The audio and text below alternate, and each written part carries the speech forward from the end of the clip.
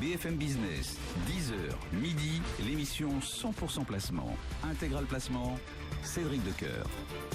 On est en ligne avec nos deux traders qui nous attendent en duplex depuis Perceval et depuis Bourse Direct, Mathieu Serron et Giovanni Filippo. Bonjour messieurs. Bonjour tout le monde. Bonjour. Giovanni Filippo, toujours au-dessus des 5000 points, des volumes peut-être un petit peu atones. Comment appréhendez-vous le marché en ce moment ? Je pense que les 5000 points, c'est plus symbolique qu'autre chose. Ça m'étonnerait, si vous voulez, qu'on les tienne dans la durée, ne serait-ce qu'au regard des configurations techniques. Et puis surtout, pour les semaines d'ici juin, on va quand même perdre à peu près 120 points de dividendes. Donc, faut pas trop s'y attacher. Donc, sauf mauvaise surprise, la fin du trimestre calendaire pourrait être calme à l'image de la volatilité, je dirais, au ras des pâquerettes et de la faible densité des catalyseurs. Le marché est sorti assez grandi et assez fort du timing événementiel important que l'on a vécu.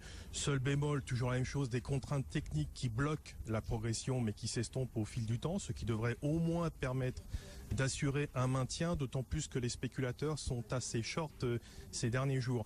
Donc en stratégie, le principal risque réside dans la forte probabilité d'une phase de consolidation, objectif 4945, 4920 au minimum, voire 870, 835 sur le futur avril, au regard surtout d'un potentiel haussier très limité à moyen terme, mais aussi vis-à-vis du risque de tensions liées aux problématiques économiques et politiques. Donc compte tenu de cette situation actuelle et future, mon angle d'attaque reste le même, à savoir tenter de profiter d'une vive pointe d'excès haussière pour réduire idéalement la voilure. Alors la cible idéale c'est 5130, mais à partir de 5030 on commence déjà à caler, ou sur signal sous 4980. Donc en intraday je ne suis plus acheteur par défaut, je travaille la zone 5031, 4986, et donc comme je vous l'ai dit, avec un risque de consolidation assez fort pour les prochains jours.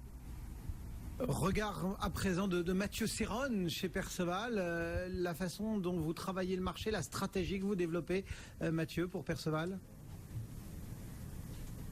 Et bien, étant donné que le marché ne bouge pas beaucoup, la stratégie est identique à celle des jours précédents, à savoir des achats sur des replis dans l'idée de capter des morceaux de mouvement, puisque bon, c'est vrai qu'on a une tendance de fond qui est haussière, mais avec énormément d'hésitation, et la plupart du temps, le marché ne fait pas grand-chose. Donc hier, je vous proposais un achat dans la zone 4990-95 qui a pu être réalisé, donc on a eu le rebond depuis. Ce matin, je repars avec la même idée de base, à savoir un achat vers 4995-5000. Je suis placé à 5001.5 dans l'idée de gratter 15-20 points. Alors là, qu'est-ce que l'on constate ce matin? Une nette surperformance du CAC par rapport au DAX.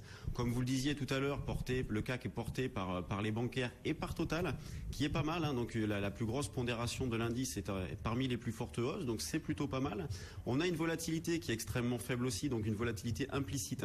Il faut pas confondre la volatilité intraday qui est faible, donc on voit qu'il n'y a pas beaucoup d'écart quotidiennement, et la volatilité implicite, donc déduite des options, elle est faible, donc on peut prendre des petits paris directionnels sur les options. Si on veut jouer une poursuite, on peut acheter des calls. Si on veut jouer un marché qui pourrait retracer, on peut très bien acheter des puts.